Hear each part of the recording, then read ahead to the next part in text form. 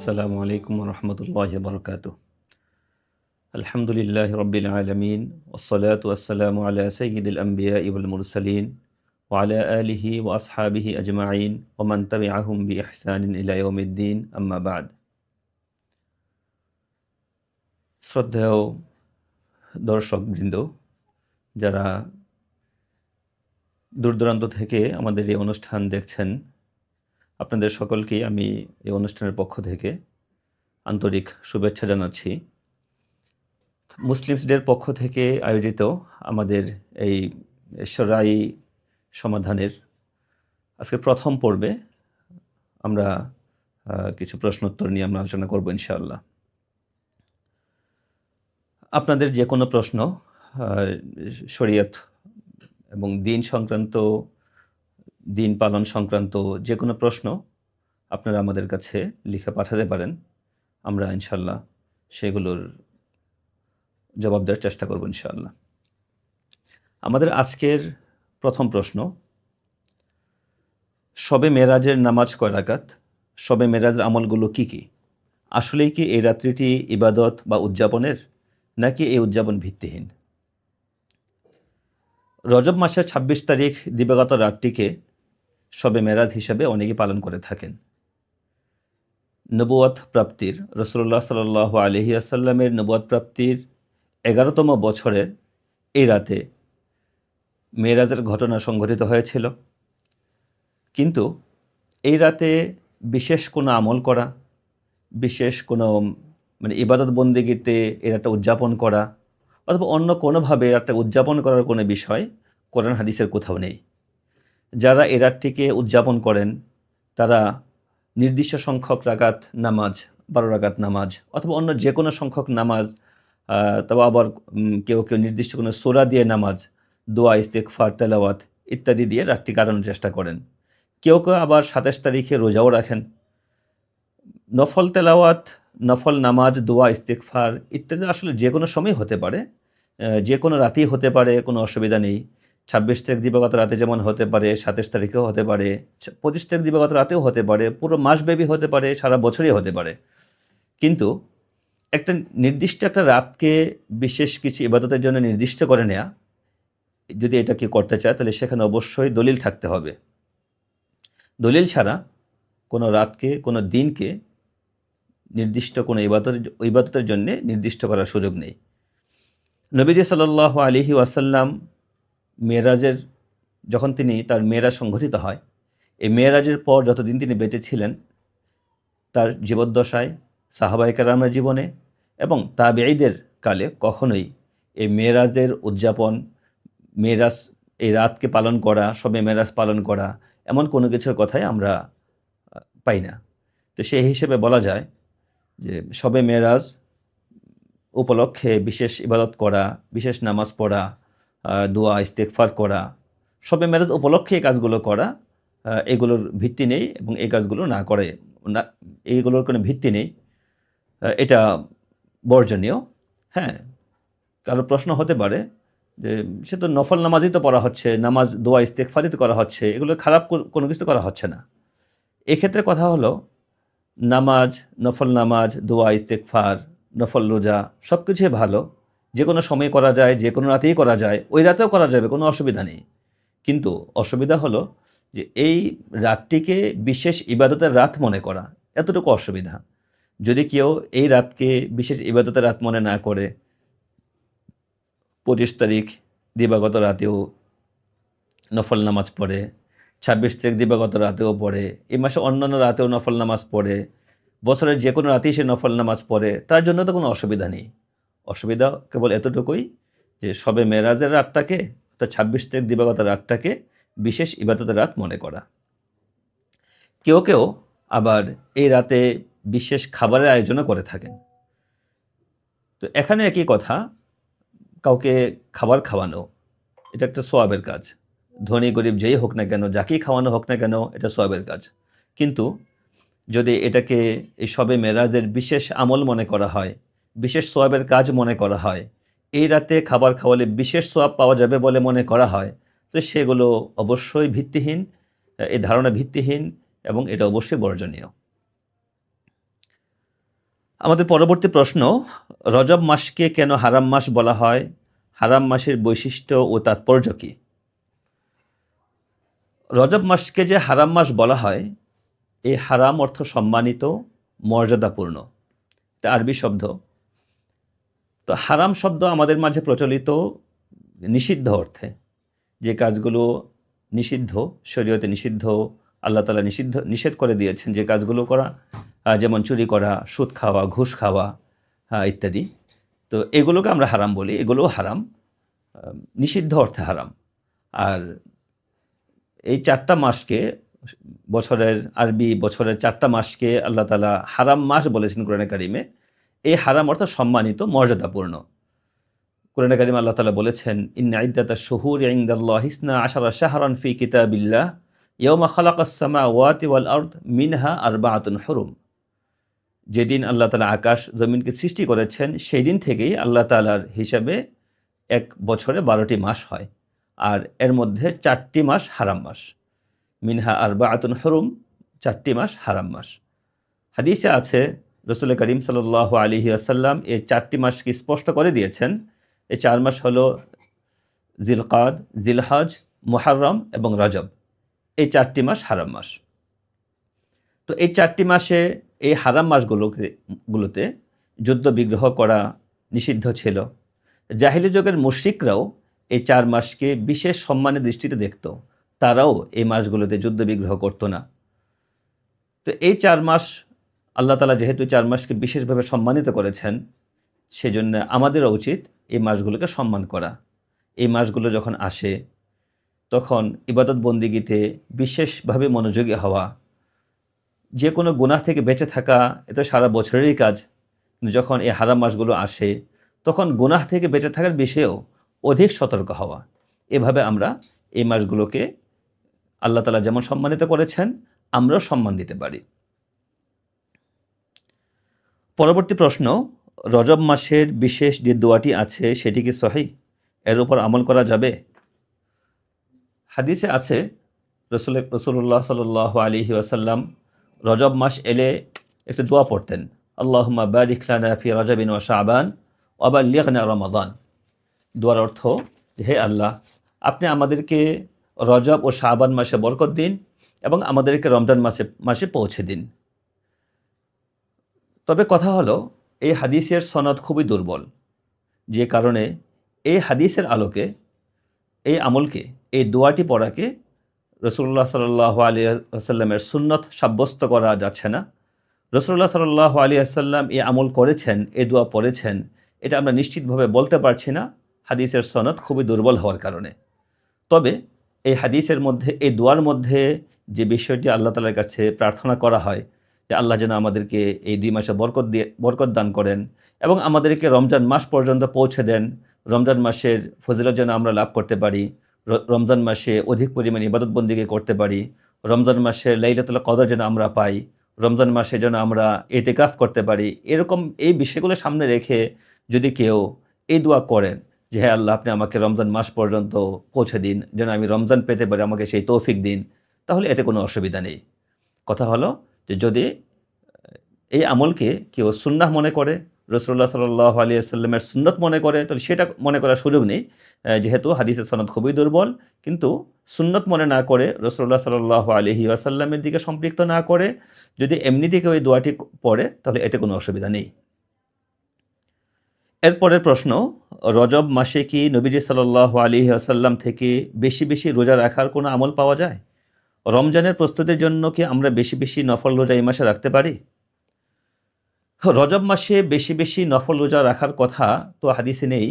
রাসূলুল্লাহ সাল্লাল্লাহু আলাইহি ওয়াসাল্লাম শাবান মাসে অধিক পরিমাণে নফল রোজা রাখতেন। কিন্তু প্রতি মাসেই ১৩, ১৪, ১৫ প্রতি আরবি মাসের এই ৩ দিন, আইয়ামে বীজ বলা হয়, এই ৩ দিন রোজা রাখার কথা হাদিসে আছে। প্রতি সপ্তাহের সোমবার এবং বৃহস্পতিবার এই ২ দিন রোজা রাখার কথা হাদিসে আছে। তো সেই হিসেবে এই রোজাগুলো তো এই মাসেও রাখা যায়। বিশেষ করে যেহেতু রজব মাস হারাম মাস, আল্লাহ তাআলার কাছে বিশেষ সম্মানিত মাস, এবং এই মাসে আমাদেরও উচিত ইবাদত বন্দেগীতে বেশি পরিমাণে মনোযোগী হওয়া। তাই এই রজব মাসের এই নফল রোজাগুলো তো আমরা রাখতে পারি। এর বাইরেও যে কোনো ইবাদতই যেহেতু এই মাসগুলোতে বেশি পরিমাণে করা উচিত, তাই কেউ চাইলে নফল রোজা বেশি পরিমাণে রাখতে পারেন, কোনো অসুবিধা নেই। পরবর্তী প্রশ্ন,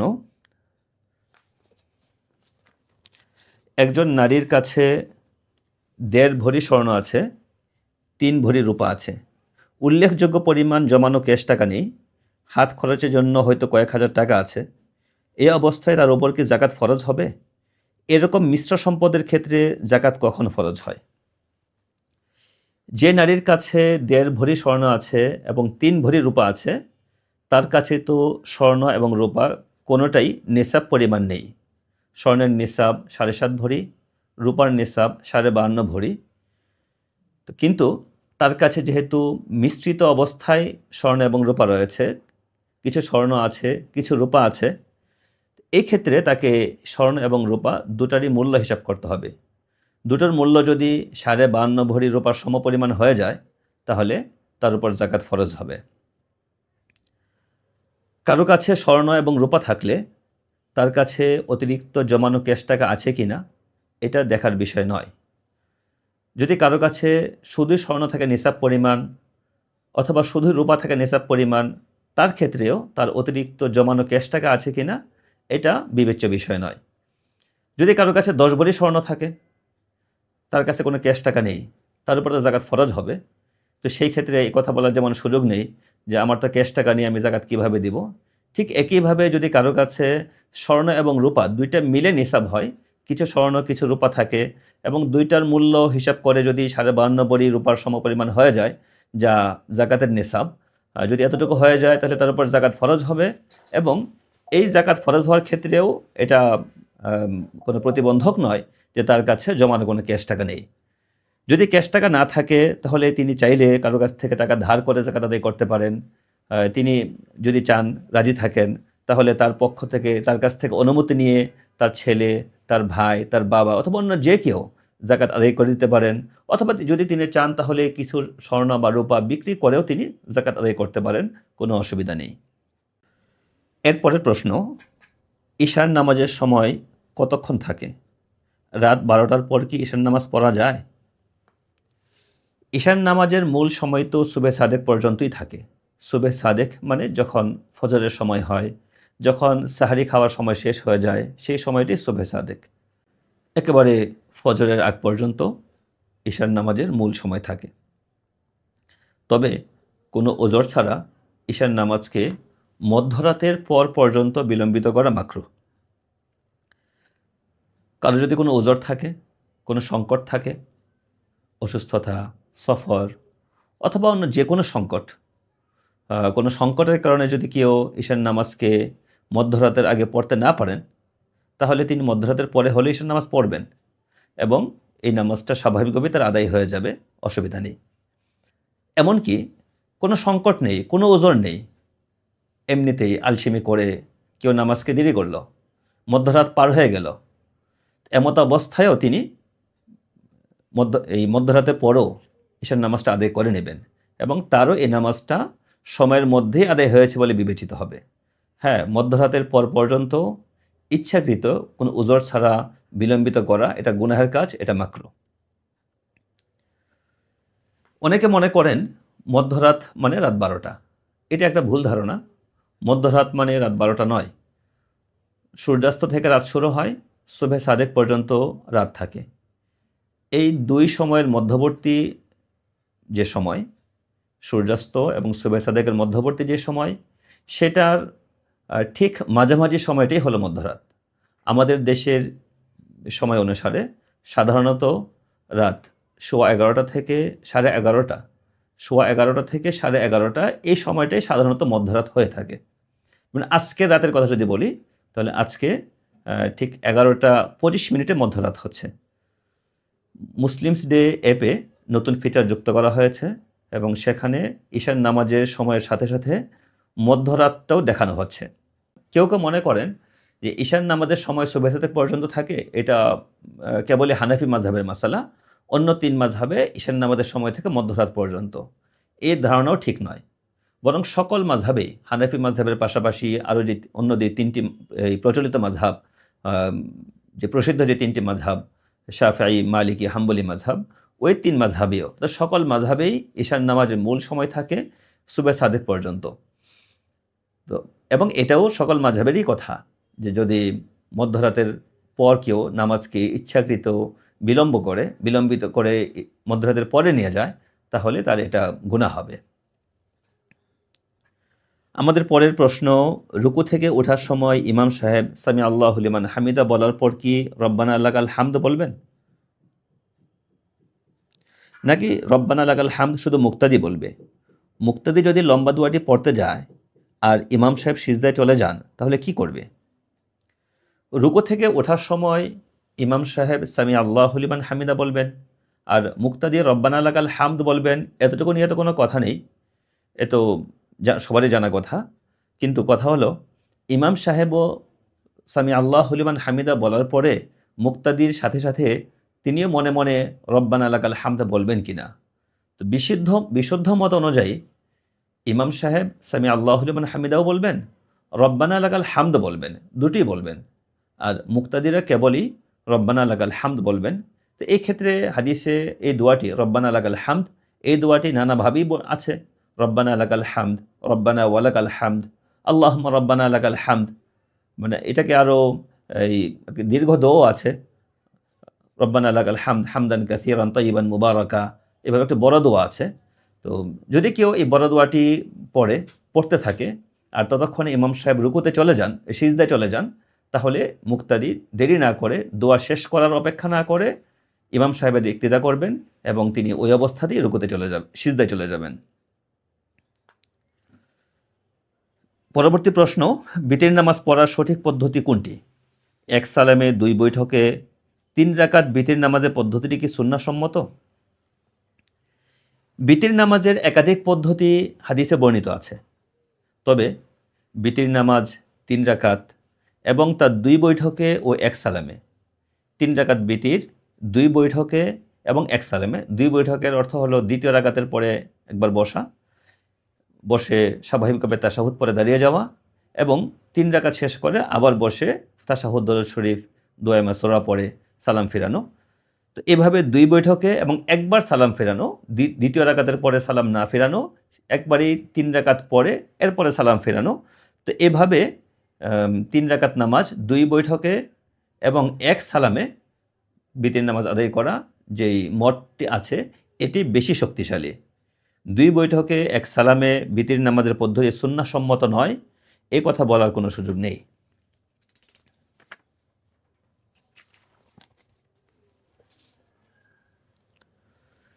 এরপরের প্রশ্ন, কাপড়ে কতটুকু পেশাব লাগলে সেটা দিয়ে আর নামাজ পড়া যাবে না?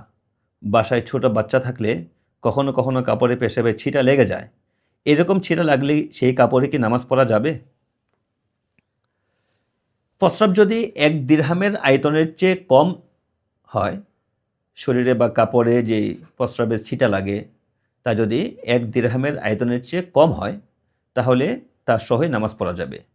1 দিরহামের আয়তন বলতে বোঝায় হাতের তালুর যে গভীরতা সেই পরিমাণ। হাতের স্বাভাবিক তালুর মধ্যে যে গভীরতাটা থাকে, তো এই পরিমাণের চেয়ে যদি কম হয় তাহলে তার সহই নামাজ পড়া যাবে। আর যদি নাপাকি দূর করার সুযোগ থাকে অথবা একেবারেই নাপাকি নেই, এই সামান্য নাপাকিও নেই, পরিপূর্ণ পাক কাপড় দিয়ে যদি কারো নামাজ পড়ার সুযোগ থাকে, তাহলে এই নাপাকি সহ নামাজ পড়া মাকরুহ হবে। যদিও নামাজ আদায় হয়ে যাবে, তবে নামাজ পড়া মাকরুহ হবে। আর যদি প্রস্রাব 1 দিরহামের চেয়ে বেশি হয়, তাহলে সেই ক্ষেত্রে এই নাপাক কাপড় নিয়ে নামাজ পড়লে পড়া যাবে না, নামাজ হবে না। মনে রাখতে হবে, বাচ্চাদের প্রস্রাবও বড়দের প্রস্রাবের মতোই নাপাক এবং এক্ষেত্রে বাচ্চাদের প্রস্রাবের ক্ষেত্রে ছেলে এবং মেয়ে তাদের মধ্যে কোনো পার্থক্য নেই। ছেলেদের প্রস্রাবও নাপাক, মেয়েদের প্রস্রাবও নাপাক। পরবর্তী প্রশ্ন, অনেক ব্যবসায়ী এই মর্মে ইনভেস্টমেন্ট নিয়ে থাকেন যে প্রতি লাখ টাকার বিপরীতে 2 থেকে 2,500 টাকা প্রতি মাসে লাভ দিবেন। বেচা বিক্রির উপর বেস করে প্রতি মাসে লাভের পরিমাণ নির্ধারিত হবে। এই সুরতে ইনভেস্টমেন্ট কি রিবা হবে? হলে কেন এটি রিবা? এটাতে তো লাভ ফিক্সড করে দেয়া নেই। আর রিবা হয়ে থাকলে অনুমোদিত পদ্ধতি কি হতে পারে, যেখানে কোনো একটা রানিং বিজনেসে কেউ ইনভেস্ট করে মাসে মাসে প্রফিট নিতে পারে? শরিয়া সমর্থিত পদ্ধতিটি বললে উপকার হয়। যে পদ্ধতির কথা প্রশ্নের মধ্যে বলা হয়েছে, আমরা অনেক সময় এরকম পদ্ধতিতে ইনভেস্টমেন্টের কথা শুনে থাকি যে কাউকে কিছু টাকা দেয়া হলো এবং তিনি প্রতি মাসে কিছু লাভ দেন এবং সেই লাভটা নির্দিষ্ট নয় যে প্রতি মাসে ১,০০,০০০ টাকা, ২,০০০ টাকা দিবেন অথবা ২,৫০০ টাকা দিবেন। এরকম নির্দিষ্ট থাকে না। তিনি তার লাভের ভিত্তিতে, মানে লাভ যে পরিমাণ হয় সেটার অনুপাতে কিছু একটা লাভ দিয়ে থাকেন। কখনো যদি লাভ তার বেশি হয় তাহলে বেশি লাভ দেন, যদি কম হয় কম দেন। তো এভাবে একটা চুক্তি করা হয়। তবে এই চুক্তির পদ্ধতি এটা শরিয়া সম্মত নয়। শরিয়া সম্মত না হলেই সেটা রিবা হবে তা জরুরি না। আবার আম সব নিষিদ্ধগুলো রিবা হতে হবে অথবা রিবা না হলে তা জায়েজ হয়ে যাবে এমনও নয়। এটা রিবা নয়, বাকি এই পদ্ধতি শরিয়ত সম্মত নয়। শরিয়ত সম্মত পদ্ধতি হলো, যদি কেউ কারো ব্যবসায় ইনভেস্ট করতে চায় তাহলে সেখানে লাভের পরিমাণ এভাবে নির্দিষ্ট করতে হবে যে যিনি ব্যবসায় বিনিয়োগ করবেন এবং যিনি ব্যবসায়ী, একজন বিনিয়োগকারী এবং একজন ব্যবসায়ী, তাদের মধ্যে লাভের বন্টনের চুক্তি হতে হবে এভাবে যে একজন মানে হয়তো লাভের ৭০% নেবেন, আরেকজন ৩০% নেবেন। যে টাকা বিনিয়োগ করেছেন সে বিনিয়োগকৃত টাকার মধ্যে যে লাভ হয়েছে সেই লাভ থেকে হয়তো বিনিয়োগকারী নেবেন ৩০% আর ব্যবসায়ী নেবেন ৭০%। এটা অন্য কোনো পরিমাণে হতে পারে, যে কোনো পরিমাণে হতে পারে। ৩০-৭০-এর পরিবর্তে ৪০-৬০ হতে পারে, ৫০-৫০ হতে পারে, ১০-৯০ হতে পারে। এটা তারা যেভাবে সম্মত হন সেটাই হতে পারে। তবে চুক্তিটা হতে হবে এমন যে ব্যবসার মধ্যে তিনি যে টাকা ইনভেস্ট করলেন সেই ইনভেস্টকৃত টাকা থেকে যে লাভ পাওয়া যাবে সেই লাভের পরিমাণ, লাভের বন্টনটা নির্দিষ্ট করে ফেলতে হবে যে কে কত পার্সেন্ট লাভ নেবে। লাভের পরিমাণ নির্দিষ্ট করার পর যদি দেখা যায় ব্যবসার মধ্যে লাভ হয়নি, লস হয়েছে, লোকসান হয়েছে, তো সেই ক্ষেত্রে এই পূর্ণ লোকসান বিনিয়োগকারী একা বহন করবে। যিনি ব্যবসা যিনি করেছেন তিনি লোকসানের কোনো ভার বহন করবেন না, কোনো ভাগ বহন করবেন না। বিনিয়োগকারী টাকা দিয়ে সেখান থেকে লাভ নিতে চেয়েছে, লাভ নেওয়ার কথা ছিল। তো যেহেতু লাভ হয়নি তো লসটা উনি বহন করবেন। আর যিনি ব্যবসায়ী তার তো এখানে পুঁজি ছিল না। ব্যবসায়ী তো তিনি শ্রম বিনিয়োগ করেছেন এবং এই শ্রমের বিনিময়ে সেখান থেকে লাভ তার নেওয়ার কথা ছিল। কিন্তু যেহেতু ব্যবসার মধ্যে লাভ হয়নি, লস হয়েছে, তাই তিনিও তার এই শ্রমের বিপরীতে কোনো কিছুই পাচ্ছেন না। মোট কথা, যদি ব্যবসায় লাভ হয় তাহলে লাভের যে চুক্তি থাকবে তো সেই চুক্তি অনুসারে লাভ বণ্টিত হবে। আর যদি ব্যবসায় লস হয় তাহলে সেখানে লসটা সম্পূর্ণই বিনিয়োগকারীকে বহন করতে হবে, ব্যবসায়ী সেই লস বহন করবেন না। আর যারা ইতিমধ্যে এরকম চুক্তি করেছেন যে এই ব্যবসায়ী সেখান থেকে এই লাভ থেকে কিছু একটা দেন, নির্দিষ্ট পরিমাণ না, কখনো ২,০০০ দেন, কখনো ২,৫০০ দেন, এটা তিনি তার মতো করে কিছু একটা দেন। তো এই চুক্তি যেহেতু শরিয়ত সম্মত নয়, এই শরিয়ার নীতি অনুসারে যাতে এই চুক্তিটা সঠিক নয়, তো সেই হিসেবে এখন এই চুক্তি অবশ্যই ঠিক করে নেবেন। আর বিগত দিনগুলোর ক্ষেত্রে এভাবে হিসাব করতে হবে যে যে পরিমাণ লাভ হয়েছে লাভের অর্ধেক অনুপাতে ভাগ হয়ে যাবে, এখন ভাগ করতে হবে। যে লাভ হয়েছে তার অর্ধেক বিনিয়োগকারী পাবেন, অর্ধেক ব্যবসায়ী পাবেন। বিগত দিনগুলোর জন্য এটাকে চুক্তির আমরা বাইরে ধরতে পারি যে মূল মানে শরিয়াসম্মত চুক্তি তখন হয়নি, সেই কারণে অর্ধেক নেবেন ব্যবসায়ী, অর্ধেক নেবেন বিনিয়োগকারী। তো ব্যবসায়ী বিনিয়োগকারীকে ইতিমধ্যে যে লাভ দিয়েছেন তা যদি অর্ধেকের চেয়ে কম হয় তাহলে তিনি সেই অর্ধেকাংশ পূর্ণ করে দিবেন। আর যে লাভ দিয়েছেন তা যদি অর্ধেকের চেয়ে বেশি হয়ে যায় তাহলে সেই মানে অতিরিক্ত লাভটুকু বিনিয়োগকারী ব্যবসায়ীকে ফেরত দিয়ে দিবেন। আরেকটা বিষয় এখানে মনে রাখতে হবে যে এই লাভ বন্টন যেখানে করা লাগে সেখানে এরকম ব্যবসায়ের ক্ষেত্রে অবশ্যই লাভের হিসাবটা যথাযথভাবে সংরক্ষণ করতে হবে। অনুমান করে লাভ বন্টন করা এটা ঠিক হবে না, এটা করা যাবে না। পরবর্তী প্রশ্ন, ডাক্তার কোনো টেস্ট লিখলে ডায়াগনস্টিক সেন্টার থেকে একটা কমিশন ডাক্তারকে দেওয়া হয়। ডাক্তারদের জন্য এরকম কমিশন নেওয়া কি জায়েজ? যদি টেস্টগুলো রোগীর জন্য আসলেও দরকার আর ডাক্তার কোনো ডায়াগনস্টিক সেন্টারে টেস্ট করার জন্য নির্দেশনা দিলেন না, রোগীর স্বেচ্ছায় ওই সেন্টার থেকেই টেস্ট করলেন, এমন অবস্থাতে কি টেস্টের উপর কমিশন নেওয়া জায়েজ হবে? ডায়াগনস্টিক সেন্টার থেকে ডাক্তারদের যে কমিশন দেওয়া হয় সেটা নেওয়া জায়েজ নয়। এটা এক প্রকার ঘুষ। ঘুষ দেয়া নেয়া কোনোটাই জায়েজ নয়। তো টেস্ট তো সাধারণত ডাক্তার রোগীর প্রয়োজনেই দেবেন। রোগীর প্রয়োজন ছাড়া যদি কেবলই ডাক্তার তার নিজের কমিশনের জন্য রোগীকে দিয়ে টেস্ট করান, রোগীকে ডায়াগনস্টিক সেন্টারে পাঠান, তাহলে এটা যে অন্যায় তা তো বলা বাহুল্য। হ্যাঁ, যদি ডাক্তার রোগীর প্রয়োজনে, রোগ নির্ণয়ের প্রয়োজনেই যদি তিনি টেস্ট লিখে থাকেন এবং কোনো ডায়াগনস্টিক সেন্টারের সাথে তার চুক্তি না থাকে, তিনি রোগীকে নির্দিষ্ট কোনো ডায়াগনস্টিক সেন্টারের কথা নাও বলে থাকেন, কিন্তু স্বাভাবিক রেওয়াজ অনুসারে, নিয়ম অনুসারে, স্বাভাবিকতা অনুসারে কোনো ডায়াগনস্টিক সেন্টারে যখন কোনো রোগী যায়, তখন যে ডাক্তার তাকে পাঠায় সেখানে, তো সেই ডাক্তারের কাছে একটা কমিশন চলে যায়, ডাক্তারের জন্য কমিশন রাখা হয়। তো ডাক্তার তাকে সেই সেন্টারের কথা না বলে দিলেও, রোগীর প্রয়োজনে টেস্ট করালেও এই কমিশন নেওয়া ডাক্তারের জন্য জায়েজ হবে না। এরপরের প্রশ্ন, কোনো ওয়াক্তের নামাজ একদম শেষ ওয়াক্তে পড়া হলো, নামাজ শেষ করে দেখা গেল ওই ওয়াক্তের নামাজ পড়ার সময় শেষ হয়ে গেছে, এমত অবস্থায় কি ওই নামাজটি শুদ্ধ হবে? যেমন জোহরের নামাজ শেষ করে দেখা গেল আরও 2-1 মিনিট আগেই জোহর শেষ হয়ে আসরের ওয়াক্ত শুরু হয়ে গেছে, জোহরের নামাজটিকে আবার আদায় করতে হবে? জোহরের নামাজ যদি কেউ একদম শেষ ওয়াক্তে আদায় করে, এমনভাবে যে জোহর শেষ করে দেখা গেল যে আসরের সময় শুরু হয়ে গেছে, নামাজ জোহর শেষ করার আগেই জোহরের সময় শেষ হয়ে আসরের ওয়াক্ত শুরু হয়ে গেছে, এই অবস্থায় জোহরের নামাজটা আর কাজা করতে হবে না, দ্বিতীয়বার পড়তে হবে না, ঠিক আছে। কিন্তু এটা অবশ্যই অন্যায়। জোহরের নামাজ তো জোহরের নামাজের সময়ের মধ্যেই, জোহরের ওয়াক্তের মধ্যেই আদায় করা জরুরি ছিল, যেহেতু নামাজটি সময় মতো যথাযথভাবে আদায় করা হয়নি, এই জন্য অবশ্যই আল্লাহ তাআলার কাছে এই জন্য ইস্তেগফার করতে হবে। এটা গুনাহের কাজ হয়েছে, আল্লাহ তাআলা যেন মাফ করে দেন, সেজন্য আল্লাহর কাছে ক্ষমা চাইতে হবে।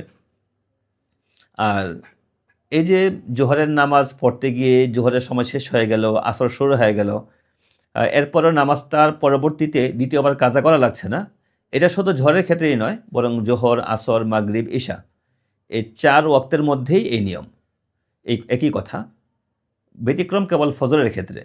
যদি কেউ ফজরের নামাজ এমন সময় শুরু করে যে ফজরের নামাজ শেষ করতে করতে সূর্য উঠে গেছে, ফজরের সময় শেষ হয়ে গেছে এবং সূর্যোদয় হয়ে গেছে, নামাজ শেষ করে দেখলো যে নামাজ শেষ করার আগেই ফজরের ওয়াক্ত শেষ, তাহলে তাকে ফজরের নামাজটা আবার কাজা করতে হবে। এরপরের প্রশ্ন, জামাত চলাকালীন অবস্থায় মুসল্লির অজু ছুটে গেলে তখন কি করবে? জামাত চলাকালীন যদি কোনো মুসল্লির অজু ছুটে যায়, তাহলে তিনি তৎক্ষণাৎ নামাজ ছেড়ে দেবেন এবং অজু করে এসে আবার নামাজে শরিক হবেন। তো এটাতে সংকোচ হতে পারে, সংকোচ হওয়াটাই স্বাভাবিক। তো এক্ষেত্রে কাতার ছেড়ে বের হওয়ার সময় হাত দিয়ে নাক ঢেকে বের হতে পারেন, কেউ দেখলে মনে করবে হয়তো তার নাক থেকে রক্ত ঝরছে। এখন প্রশ্ন হলো, তিনি কিভাবে মসজিদ থেকে বের হবেন? যদি তিনি কাতারের শেষ কাতারে যদি থাকেন, তার পেছনে জায়গা আছে মসজিদ থেকে বের হয়ে যাওয়ার মতো, তাহলে তো কোনো কথা নেই, স্বাভাবিক তিনি বের হয়ে যেতে পারবেন। কিন্তু যদি তিনি সামনের দিকে থাকেন, তাহলে কি করবেন? এমত অবস্থায় তিনি কাতারের মাঝ দিয়েই বের হয়ে আসবেন, পিছনের কাতারের মুসল্লিদেরকে একটু ফাঁক করে তাদের ফাঁক দিয়ে বের হয়ে আসবেন। যদি প্রয়োজন হয়, ডানে বামে যাওয়ার যদি প্রয়োজন হয়, তো সেটাও যেতে পারবেন, অসুবিধা নেই। এরপরের প্রশ্ন, যে নিয়ত ভালো থাকা সত্ত্বেও আমলে ধারাবাহিকতা রক্ষা করা যাচ্ছে না, নফসকে নিয়ন্ত্রণ করার জন্য কি আমল করা যেতে পারে? আমলে ধারাবাহিকতা বজায় রাখা এবং নফসকে নিয়ন্ত্রণ করার জন্য বরাবর চেষ্টা করে যেতে হবে। মনে রাখতে হবে, শয়তান মানুষকে গুমরাহ করার জন্য, শয়তান মানুষকে বিভ্রান্ত করার জন্য প্রত্যেকেরই মৃত্যু পর্যন্ত চেষ্টা শয়তান করে যায়। তো এই জন্য শয়তানের চক্রান্ত থেকে নিজেকে বাঁচানোর জন্য আমাদেরও সারা জীবনই চেষ্টা করে যেতে হবে।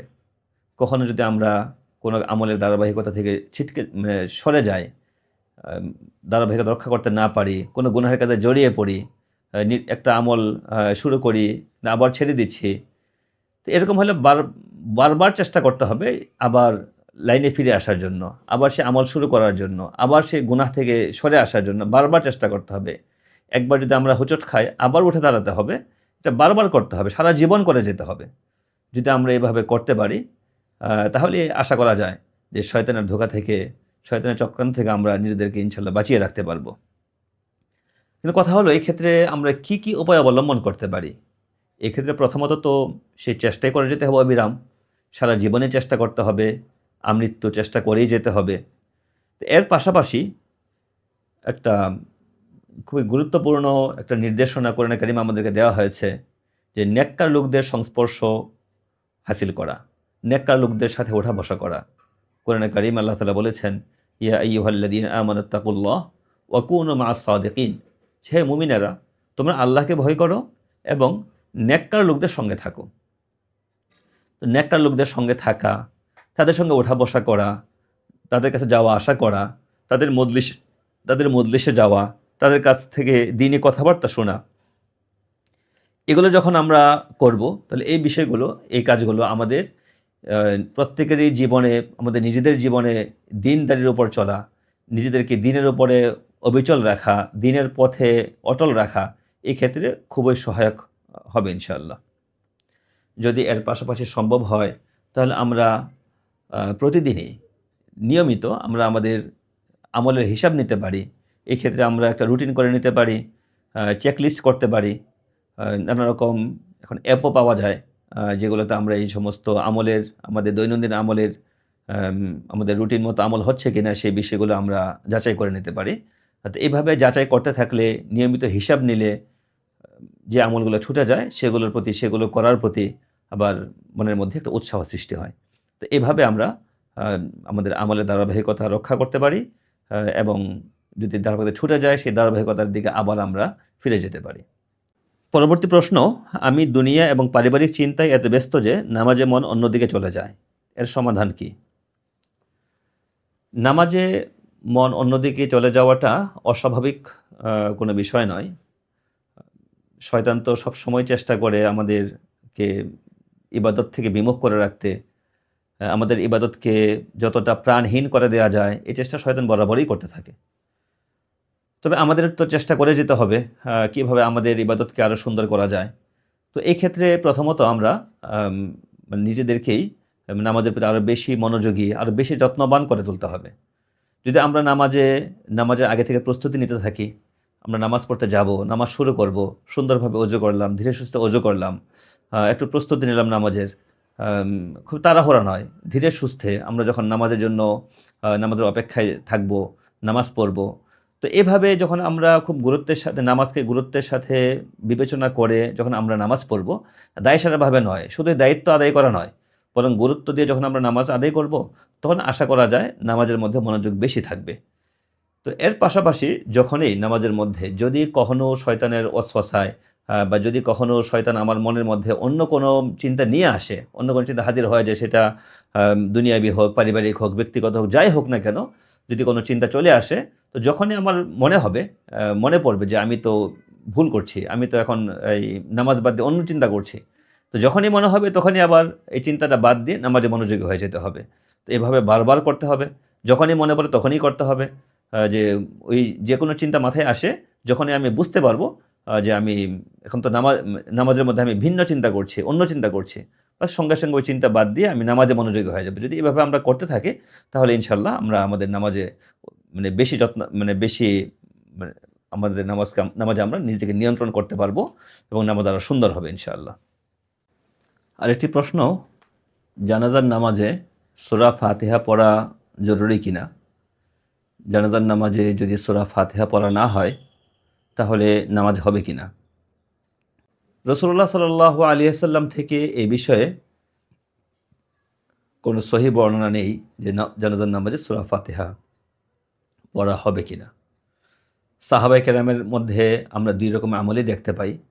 তবে সাহাবায়ে কেরাম এবং তাবেঈনের অধিকাংশের আমলই ছিল জানাজার নামাজে সূরা ফাতিহা না পড়া।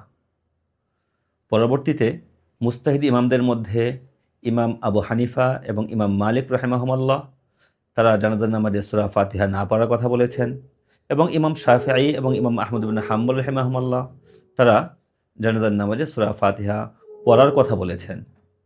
তাই এবং একটি ইখতিলাফি মাসালা, একটি ইজতিহাদি মাসালা, যে মাসালা নিয়ে সাহাবায়ে কেরামের মধ্যেই দ্বিমত ছিল, ভিন্ন ভিন্ন মত ছিল, এবং ভিন্ন ভিন্ন মতের মধ্যেও যে মতটাকে, যে মতের উপর অধিকাংশ সাহাবী এবং তাবেঈন আমল করেছেন, অধিকাংশ সাহাবী তাবেঈন থেকে যে মত আমরা পাই, মদিনাবাসীদের মত ইমাম মালিক রাহিমাহুল্লাহ তাআলা উল্লেখ করেছেন যে মদিনাবাসীরা জানাজার নামাজে সূরা ফাতিহা পড়তেন না।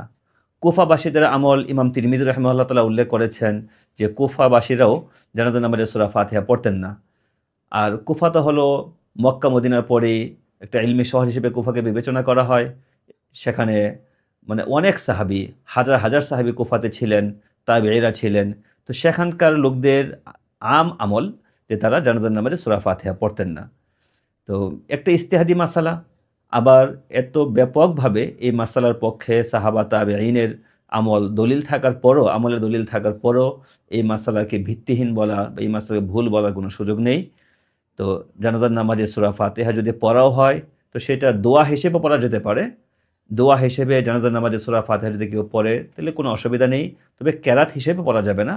হযরত আব্দুল্লাহ ইবনে আব্বাস রাদিয়াল্লাহু তাআলা আনহু, তিনি একবার জানাজার নামাজে সূরা ফাতিহা পড়েছেন এবং বলেছেন এটা সুন্নাহ। কিন্তু তিনি সূরা ফাতিহা পড়ার পর তার উপর আপত্তি করা হয়েছে যে তিনি এটা কেন পড়েছেন। তিনি সুন্নাহ বলেছেন, তো এটা তো তার এই সুন্নাহ বলাটা জানাজার নামাজে সূরা ফাতিহা পড়ার দলিল।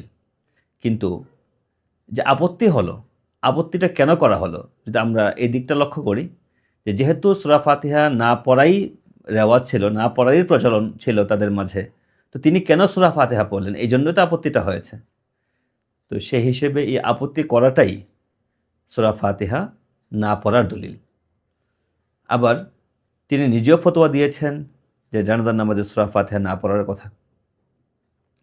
ইবনে তাইমিয়া রাহিমাহুল্লাহ তাআলা থেকেও জানাজার নামাজে সূরা ফাতিহা না পড়ার কথা বর্ণিত আছে।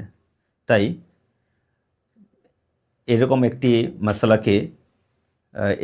মাসালায় যেখানে অনেক সাহাবে তাবেঈন এই মত অবলম্বন করেছেন, এর পক্ষে এই মতের উপর আমল করেছেন, এই মাসালায় এসে এই মতটিকে জানাজার নামাজে সূরা ফাতিহা না পড়লে নামাজ হবে না, এই জাতীয় কথা বলার কোনো সুযোগ নেই। আমাদের প্রশ্নোত্তর পর্ব আজকের মতো এখানেই শেষ হচ্ছে। আপনাদের এই প্রশ্নকেন্দ্রিক অথবা শরিয়া সংক্রান্ত যে কোনো বিষয় জানার থাকলে আমাদের ভিডিওর কমেন্টে অথবা আপনার ইনবক্সে আপনারা প্রশ্ন করতে পারেন। আমরা ইনশাআল্লাহ কোরআন হাদিসের আলোকে সেগুলোর জবাব দেওয়ার চেষ্টা করব ইনশাআল্লাহ। আসসালামু আলাইকুম ওয়া রাহমাতুল্লাহ।